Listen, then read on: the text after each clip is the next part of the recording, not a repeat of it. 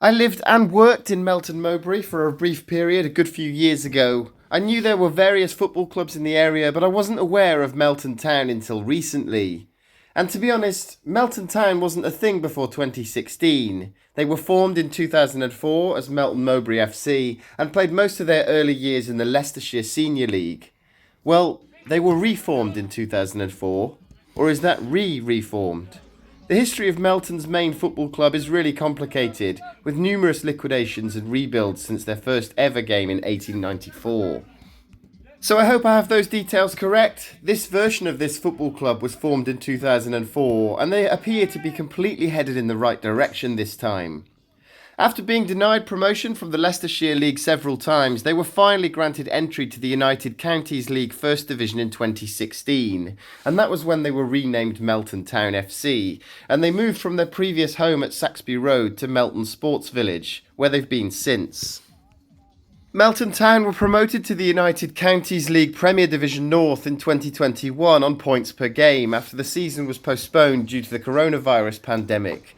But they were sitting in a very strong position in second place with 27 out of a possible 33 points, and they've been competing well in the Premier Division since. They even came close to a promotion last season, reaching the playoffs before losing to the eventual promotion winners Loughborough Students, in a tight game that finished 1-0. When you consider how new this club is, that's quite some rise through the divisions, and I have a feeling they aren't going to stop there.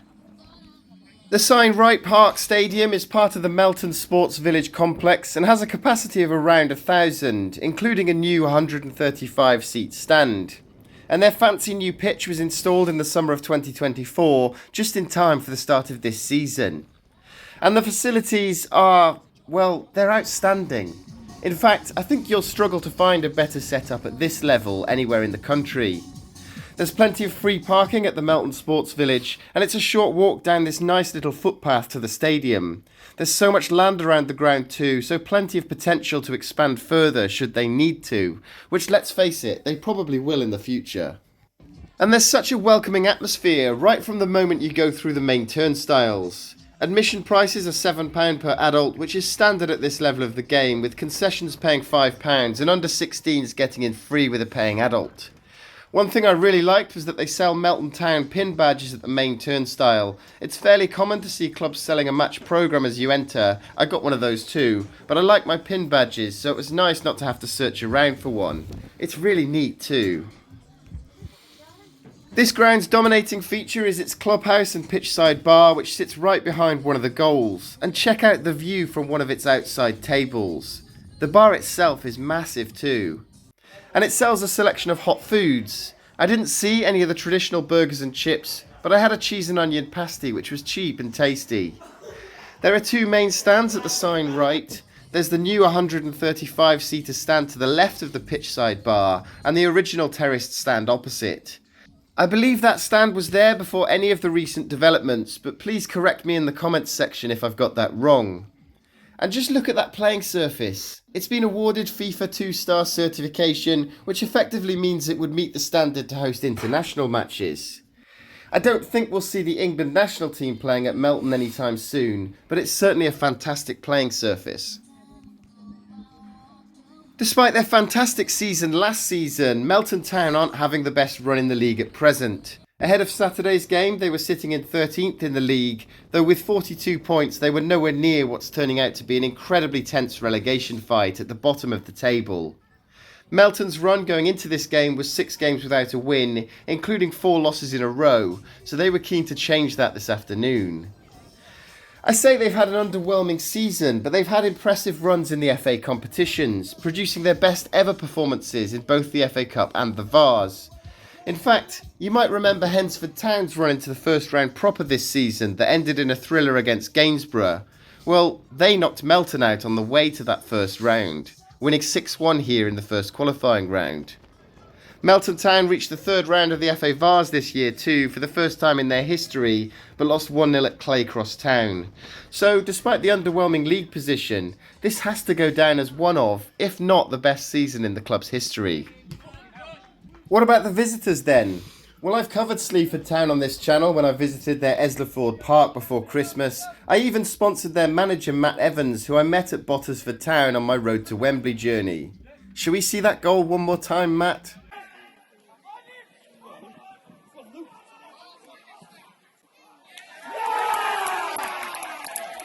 This is the first time I've managed to get to a Sleaford game since December, so it was really good to have a proper catch-up with Matt and several other members of their staff. Remember I mentioned that incredibly tense relegation battle? Well, unfortunately Sleaford Town are in amongst it, when just a couple of months ago they looked completely safe. Kimberley Miners Welfare and Deeping Rangers have put together some decent runs which dropped Gresley Rovers into the relegation zone ahead of Saturday. And Sleaford play Gresley this coming Saturday, and with only a 4-point lead on them, they know how important every single point will be between now and the end of the season. So with Melton Town looking to end a poor run of form and Sleaford Town fighting for their lives in this division, this should be an exciting game. I had my usual walk around the ground, then sat myself in the new stand to welcome the teams out onto the pitch.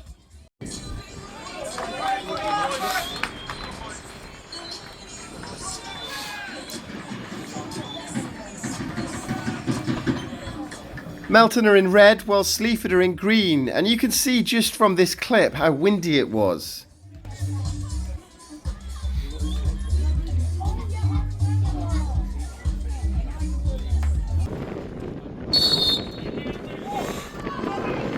Despite the wind, it was a lovely day on Saturday, but sadly the first half didn't match the weather or the atmosphere. It was a scrappy first half with very few chances and a lot of niggly fouls from both sides. The wind really caused havoc though, catching hold of every goal kick or clearance, so it made it difficult for either side to get a hold of the ball and play.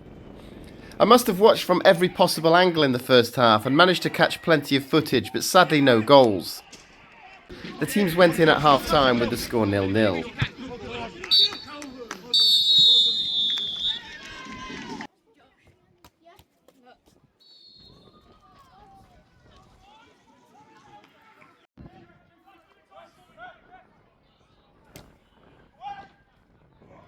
I checked out the old stand in the second half, which seemed to have been taken over by a group of young Melton fans who were delighted to see their team take the lead with around 20 minutes to go.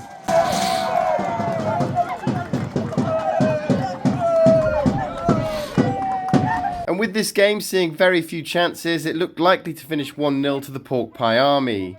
But then, controversy. With around 10 minutes to go, Sleaford were awarded a penalty, and at the time I felt this was a blatant penalty as it was clear handball. But there were a lot of protests from the home players and fans, and on watching it back I think the referee got it wrong. Like I said, it was a clear handball, but looking back the defender does appear to have been pulled down. I'll slow it down, but for me the foul should have gone the other way.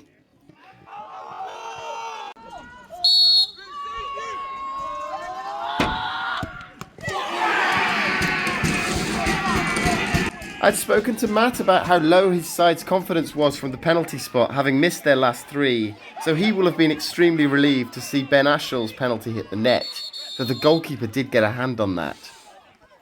The game seemed to liven up for the final 10 minutes though, with Melton coming close to instantly restoring the lead.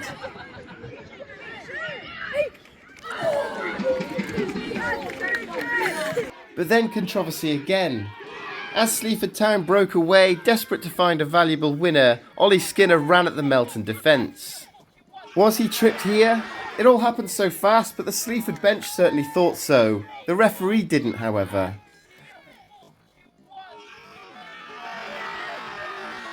After watching both penalty shouts back several times, I feel like this one probably was a penalty, and the first one definitely wasn't. So maybe the referee realised his mistake and let the game even itself out naturally. What do you think though? Did the home side get away with one here? How crucial could that penalty have been in the relegation battle?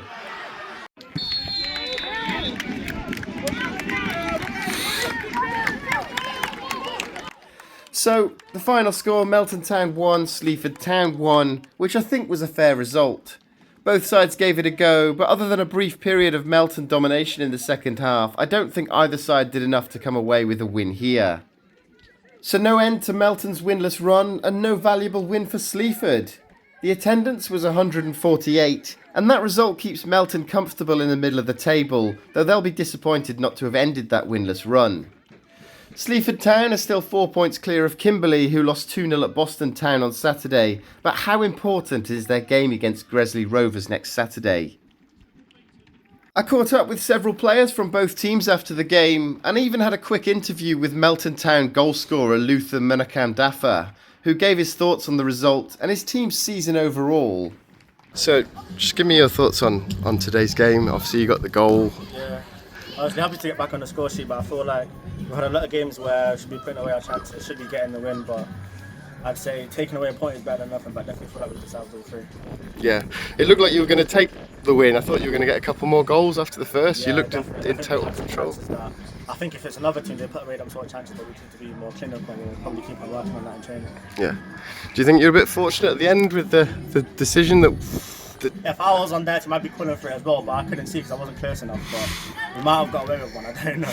Yeah, I'll have to have a look through the footage after and see. Yeah. So, what are your thoughts on your season? As a team, I feel like this literally sums up our season. So many games that we should be winning, but we just haven't been able to be clinical enough, or we're giving away too many set pieces to where we're conceding the goal. But that's stuff we can work on, it's stuff we can improve on, so positives to take from it. Nice one. Well, thank you for your time. Thank you very much. Cheers. Cheers. What a nice guy. Luther has played at a much higher level, including spells at Notts County, Boston United, and appearances for Truro in the National League South as recently as last season. I stayed in the clubhouse for some drinks after the game. I caught up with Mr. Melton Town himself, groundsman Matt Roberton, who I'm told does pretty much everything at the club, though he was more keen to praise the rest of the team rather than take any credit for his own work. I had a photo with first team manager Tom Manship, who joined the club in 2018 with the intention of taking his hometown club up through the non-league pyramid. And Tom's dad is John Manship of John Manship Records, a local businessman and Melton Town fan who believes the town of Melton should have something to be proud of. John has been involved with Melton Town for the last 5 years or so, and his aim is to create a legacy that the local community can be proud of. I've linked John's company in the description, but from what I've seen, the community already has something to be proud of at Melton Town. I've been to some fantastic non-league setups over the years, but I think I'm going to struggle to find a better one at this level anywhere in the country. This club certainly has a bright future. I love non-league football, and my experience at the Signwright Park was a brilliant one. Staff are all friendly and enthusiastic, and the club is really well run and has a great atmosphere at the ground. If you're a groundhopper or just a fan of non-league football in general, I'd strongly recommend a trip over to Melton Mowbray. It's worth it, even if you're just looking for a nice pork pie. Thank you to Melton Town for such a warm welcome on Saturday, and good luck to both teams for the rest of the season. I just have to give a special mention to Quorn once again. They won the Northern Premier League Midlands Division a couple of weeks ago, and on Saturday they were awarded with the trophy in front of a crowd of 580.